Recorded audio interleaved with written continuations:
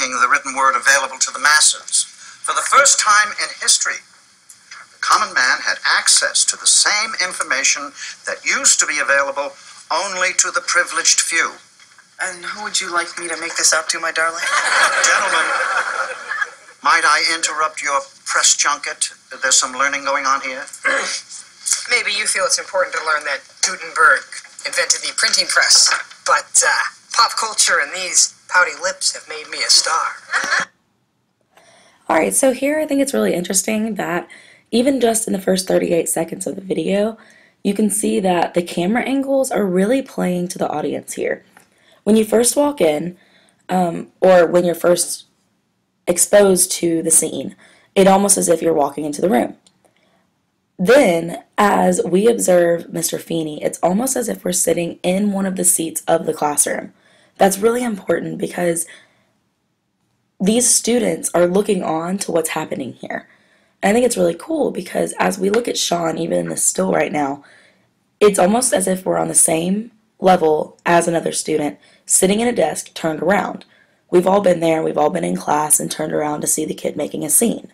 Well, here, the scene is what plays into the lesson. I think that's really important, so let's take another look. I'm going to try to put this as kindly as possible. The show has turned into a circus, and you three are driving the tiny car. Mr. Feeny, I'm proud that I knew that Krusty the Clown was the son of a rabbi. Can I answer a real question, Mr. Feeny? About the Tigris and the Euphrates. Miss Lawrence, I would never deny you your moment in the sun. But knowledge fever no longer has much to do with the kind of knowledge I would want you to absorb.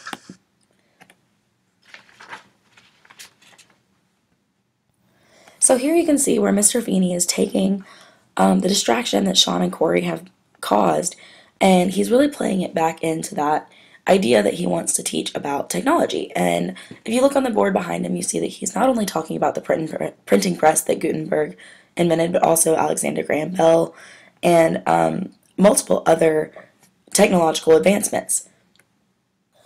Mr. Feeny used Corey and Sean's apathy towards the lesson to promote his stance that even the new generation takes technological advancements for granted. He gauges Corey's act in class and responded in a way that utilized it to propel his lesson in a way that created a macro learning environment, using this distraction to create a personal connection. He took back control of his classroom in a way that launches thought instead of squashing their personal lives. When students can relate to their personal lives to their academic ones, there is an aha moment that occurs. This moment is really powerful and can often lead to increased student effort and engagement for future lessons. On another note, instead of solely engaging with the two boys in their side conversations, Mr. Feeny validated other students' needs, like Topanga, by differentiating instruction and meeting students' needs on a level that they will respond to. Once again, this can be seen when Mr. Feeny turns his attention to Topanga and addresses her needs as an intellect-driven learner, saying that he wants to teach her about this technology, but he fears that it won't be accepted because our generation, this generation, takes advantage of the technological advancements because they're so plentiful. Mr. Feeny, look. Well, the show's proving that we're absorbing the right type of knowledge, right? I mean, that's why we're the champions.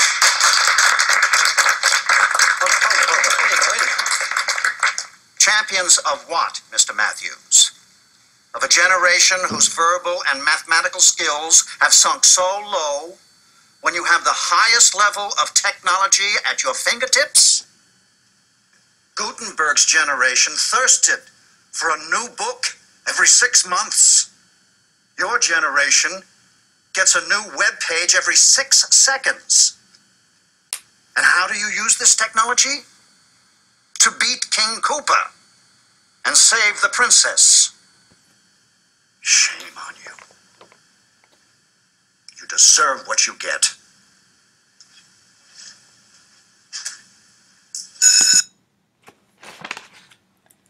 So the students took up engagement here by asking questions.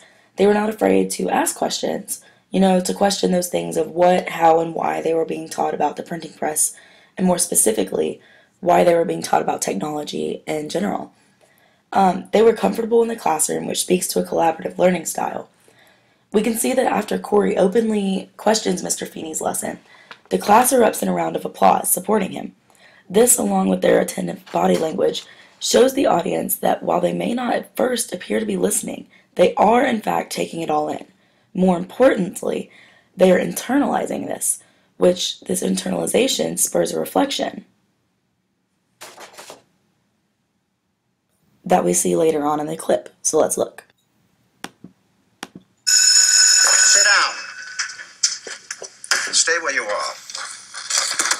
For the first time, I choose to walk out on you.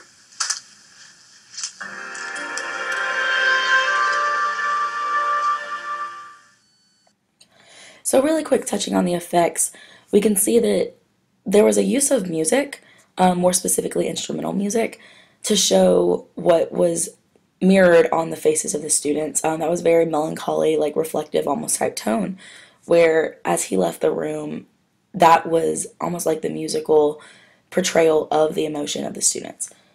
And let's go back to that internalization that spurred the reflection, more specifically personal reflection. When Mr. Feeny tells the class to once again be seated, that at this time he may take leave of them, it is clearly apparent that the students did not expect this, but that it sparked a flame in them to think for themselves on the subject and draw their own conclusions. I think this was a very strategical move that he did. It not only showed his passion for the subject, but also his passion for his students, and it showed that he really wanted them to learn and his passion for learning. You know, it was once said to me that a good teacher leaves you knowing, but a great teacher leaves you thinking. I believe that Feeny did just that here. As he tried to teach this lesson, he ran into an obstacle. He ran into students that did not want to pay attention. They were more concerned with their daily lives than their academic lives. By incorporating their daily lives into their academic lives, he then internalized this for them.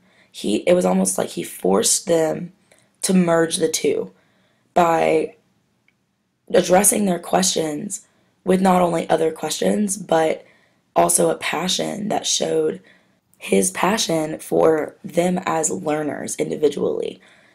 That kind of attention to detail with your students is what is going to make a class stand out for a student, and specifically a subject stand out for a student.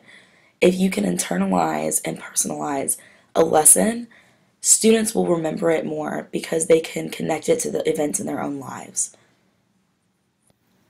One of the things that I really love about this clip is that we see that even when Mr. Feeny gets really frustrated with his students, he doesn't take it out on them. He uses it to spur thought. He uses it to come full circle back to the root of his frustration and really explore what his students are thinking. And he also makes these connections between what they're thinking and what he's trying to say, so that they can meet him in the middle and really connect with this lesson.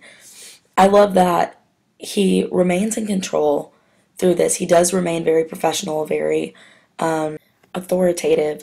It's not like he's trying to throw it back in their faces that, you know, he's the teacher, listen to me. But he gets down on their level and he becomes almost like a friend that he can talk to, but a very knowledgeable friend, more like a mentor. I think that is a really big difference between a lot of the teachers that are portrayed in media versus Mr. Feeny. Mr. Feeny was that person that knew his students well enough to gauge their reactions, which I think is really important for us to know as teachers. We need to know our students and know how we can and cannot address specific students.